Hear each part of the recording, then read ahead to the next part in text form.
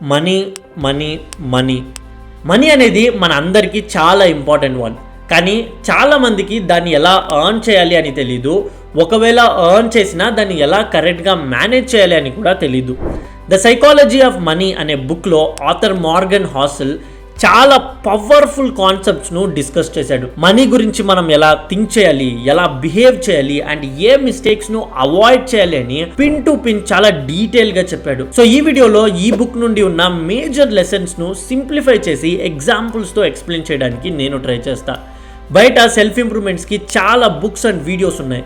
But problems ఆ books and వీడియోస్లో లేదు, దాన్ని కన్స్యూమ్ చేసే మనలో ఉంది. జస్ట్ ఇన్ఫర్మేషన్ను కన్స్యూమ్ చేసి వదిలేయకుండా ఎగ్జిక్యూట్ చేయగలిగితే మాత్రమే మనకు ఆ బుక్స్ యూస్ అవుతాయి. సో ఈ వీడియోలో నేను చెప్పబోయే ఇన్ఫర్మేషన్ను ఎగ్జిక్యూట్ చేసే మైండ్ సెట్లో చూడండి. ఇంకా లేట్ చేయకుండా let's get into the video. Number 1, the role of luck and risk. ఒక మనిషి సక్సెస్ అవ్వడానికి వెనుక లక్ అండ్ రిస్క్ చాలా మేజర్ రోల్స్ను ప్లే చేస్తుంది. ఫర్ ఎగ్జాంపుల్, యూట్యూబ్ వంటి ప్లాట్ఫామ్స్ను ఆల్రెడీ లాంచ్ చేశారు. బట్ యూట్యూబ్ సక్సెస్ అవ్వడానికి అప్పుడు స్టార్ట్ అయిన ఇంటర్నెట్ అడాప్టేషన్ వంటి ఫ్యాక్టర్ చాలా మేజర్ రోల్ను ప్లే చేసింది. Warren Buffett and Bill Gates example తీసుకున్న వాళ్ళు రైట్ టైంలో రైట్ ఆపర్చునిటీని గ్రాబ్ చేయడంతోనే వాళ్లకు సక్సెస్ అనేది వచ్చింది. నేను నా పర్సనల్ లైఫ్ ఎగ్జాంపుల్ చెప్పాలి అంటే, మన ఛానల్లో నేను చాలా రోజుల నుండి చాలా డిఫరెంట్ వీడియోస్ను పోస్ట్ చేస్తూ వచ్చా. But drop shipping concept trend అవుతున్నది చూసి ఆ వీడియో గురించి పోస్ట్ చేశా. అది క్లిక్ అయ్యి మీరు మన ఛానల్ ఒక మంచి గ్రోత్ అవుతున్నది చూస్తూ ఉన్నారు. నేనైతే దీన్ని లక్ అనే కన్సిడర్ చేస్తా. రైట్ టైంలో రైట్ ఆపర్చునిటీని నేను ఐడెంటిఫై చేసి పోస్ట్ చేశా. అది క్లిక్ అయ్యి దానికి చాలా వ్యూస్ వచ్చి మన ఛానల్ గ్రో అవుతున్న దానికి రీజన్ లక్ కూడా కావచ్చు. బట్ దానికని మనం చేసే ప్రతి డిసిషన్ సక్సెస్ అవ్వదు. అక్కడే రిస్క్ అనలైసిస్ అనే ఒక కాన్సెప్ట్ వస్తుంది.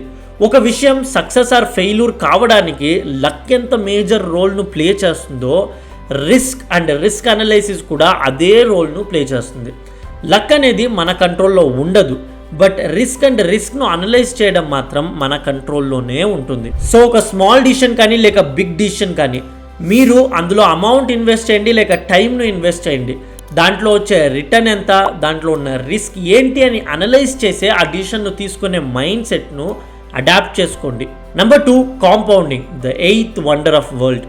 కాంపౌండింగ్ పవర్ని ఎప్పుడు అండర్ ఎస్టిమేట్ మాత్రం చేయకండి. ఇక్కడ నేను 2 ఎగ్జాంపుల్స్ ఇస్తా. ఒకటి ప్రొఫెషనల్ అండ్ ఇంకొకటి again personal. First example money. Warren Buffett wealth కి మెయిన్ రీజన్ తను ఇన్వెస్ట్ చేస్తూ వచ్చిన ఇనీషియల్ ఇన్వెస్ట్మెంట్సే అని మనకు తెలుసు. మనం దాన్ని ప్రాక్టికల్గా ఎగ్జిక్యూట్ చేసి చెప్పాలి అంటే, మనం ఇప్పుడు 5,000 per month అనే ఇన్వెస్ట్మెంట్తో స్టార్ట్ చేసి 10% per annum రిటర్న్స్ను ఎక్స్పెక్ట్ చేస్తే ఎండ్ ఆఫ్ 20 yearsకి అది 50 lakhs దగ్గర వచ్చింటుంది. అదే 20 years కాకుండా ఎండ్ ఆఫ్ 30 yearsకి మనం క్యాల్కులేట్ చేస్తే ఆ అమౌంట్ దాదాపు 1.15 crores గంట వెళ్తుంది. సో ఆ లాస్ట్ 10 years గ్యాప్ మనకి 50 lakhs డిఫరెన్స్ను క్రియేట్ చేస్తుంది.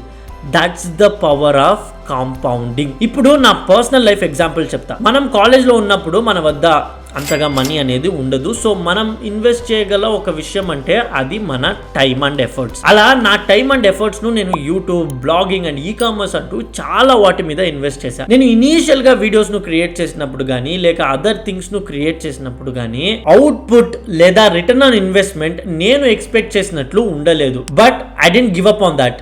Every week and every month నా టైంను ప్రాపర్గా ఇన్వెస్ట్ చేశా. రీసెంట్ మంత్స్లో చాలా డాట్స్ నా గ్రోత్కు కనెక్ట్ అయింది. సో అది మనీ అయినా కానీ టైం అయినా కానీ కన్సిస్టెంట్గా ఒక విషయం మీద ఇన్వెస్ట్ చేస్తూ వచ్చారంటే రిటర్న్ ఆన్ ఇన్వెస్ట్మెంట్ మాత్రం తప్పకుండా బెటర్గానే ఉంటుంది.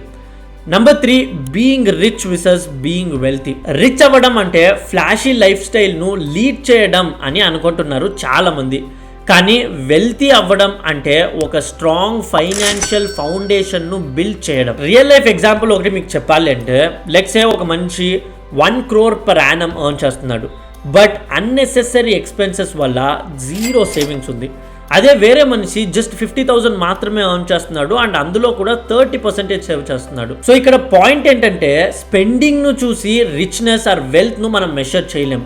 వాళ్ళ సేవింగ్ను చూసి మాత్రమే మనం మెషర్ చేయగలం. సో వెల్త్ అనేది వాళ్ళ స్పెండింగ్ను లేదా వాళ్ళ లైఫ్ స్టైల్ను చూసి డిపెండ్ అవ్వదు, వాళ్ళు ఎంత సేవ్ చేస్తున్నారు, వాళ్ళకి ఎంత సేవింగ్స్లో ఉంది అనే దాని మీదే డిపెండ్ అవుతుంది. Number 4, spending money for happiness. Money హ్యాపీనెస్ను కొనడంలో ఇంపార్టెంట్ రోల్ను ప్లే చేస్తుంది, కానీ అది ఎలా స్పెండ్ చేస్తున్నాం అనేది ఇక్కడ ఇంపార్టెంట్ విషయం. ఇది చాలా controversial topic. Happiness is individual choice and దీనికి డెఫినేషన్ లేదు. ఇండియాలో ఉండడం వల్ల మనం మన ఫ్యామిలీ స్టేటస్ కోసం మనీను స్పెండ్ చేయాల్సి ఉంటుంది, కొన్నిసార్లు మనం ఎక్స్పీరియన్స్ కోసం మనీను స్పెండ్ చేయాల్సి ఉంటుంది.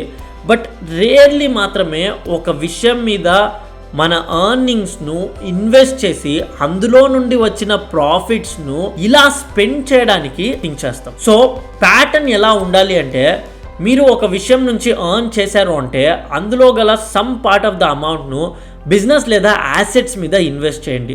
అందులో నుండి వచ్చిన ప్రాఫిట్స్ను మీ లైఫ్ స్టైల్ను ఇంక్రీజ్ చేయడానికి లేదా బెటర్ చేయడానికి స్పెండ్ చేయండి. వన్స్ అగైన్ ఇది ఎంతమందికి అప్లికబుల్ అవుతుంది అని నాకు తెలీదు, బట్ నేను ఎలా థింక్ చేస్తానంటే, ఒక ప్రోడక్ట్ ఆర్ థింగ్ మీద నేను స్పెండ్ చేస్తున్నానంటే ఆ ప్రోడక్ట్ ఎయిదర్ నా ప్రాబ్లమ్ను సాల్వ్ చేయాలి లేదా నా అదర్ బిజినెస్ థింగ్కి అది ఒక ఇన్వెస్ట్మెంట్లా ఉండాలి. Number 5, control over money is always greater than more money. చాలామంది ఎక్కువ మనీ దొరికితే ప్రాబ్లమ్స్ సాల్వ్ అవుతాయి అని అనుకుంటున్నారు, కానీ ట్రూత్ ఏంటంటే కంట్రోల్ అండ్ ఫ్రీడమ్ మనీకి రియల్ వాల్యూను ఇస్తాయి. ఎగ్జాంపుల్, ఒక జాబ్లో 10 lakh per annum ఎర్న్ చేస్తున్నారు, కానీ 14 hours వర్క్ చేయాలి. వేరే జాబ్లో జస్ట్ 7 lakh per annum ఉంది, కానీ ఫ్లెక్సిబిలిటీ అనేది ఉంది. ఏది బెటర్ అని క్వశ్చన్ చేస్తే ఆబ్వియస్గా ఫ్రీడమ్కే వాల్యూ ఇస్తారు కదా. సో ఎర్న్ చేసిన మనీను స్పెండ్ చేయడానికి ఫ్రీడమ్ అండ్ టైం లేకపోతే the whole point of money waste. Number 6, never stop learning about money. Money గురించి మనం రోజు ఏదో ఒక విషయాన్ని కొత్తగా నేర్చుకోవడానికి ట్రై చేస్తూ ఉండాలి. టెక్నాలజీ చేంజ్ అవుతూ ఉంది, మార్కెట్స్ చేంజ్ అవుతూనే ఉన్నాయి. సో మనీ మేకింగ్ కూడా రోజు రోజుకు చేంజ్ అవుతూనే ఉంటుంది. బయట మనీ గురించి చాలా ఇన్ఫర్మేషన్ ఉంది. కరెక్ట్ ఇన్ఫర్మేషన్ను ఫిల్టర్ చేసి కంప్లీట్గా ఆ ఇన్ఫర్మేషన్ను నేర్చుకోవడానికి ట్రై చేయండి. So that's it guys. ఈ బుక్లో ఒక మెయిన్ థీమ్ ఏంటంటే, మనీని మనం ఎలా ట్రీట్ చేస్తాం అనేది చాలా పర్సనల్. అందుకే అందరికీ ఒకే ఫార్ములా వర్క్ అవ్వదు. కానీ నేను చెప్పిన ఈ పాయింట్స్ను ఇంప్లిమెంట్ చేయడంలో మీరు లాంగ్ టర్మ్లో బెటర్ డిసిషన్స్ను చేయగలరు. కానీ నేను ఈ వీడియోలో చెప్పిన పాయింట్స్ని గుర్తుపెట్టుకొని ఇంప్లిమెంట్ చేశారంటే మీ లైఫ్ అనేది లాంగ్ టర్మ్లో చాలా బెటర్ అవుతుంది. మనీను ఎర్న్ చేయడం కాకుండా మేనేజ్ చేయడంలో కూడా సక్సెస్ అవ్వాలి అనుకుంటే నేను చెప్పిన ఈ పాయింట్స్ను మర్చిపోకుండా గుర్తుపెట్టుకొని ఇంప్లిమెంట్ చేయడానికి ట్రై చేయండి. ఈ వీడియో మీకు వాల్యుబుల్ అనిపించిందంటే వాల్యుబుల్ అని కమెంట్ చేయండి. And see you guys in the next video.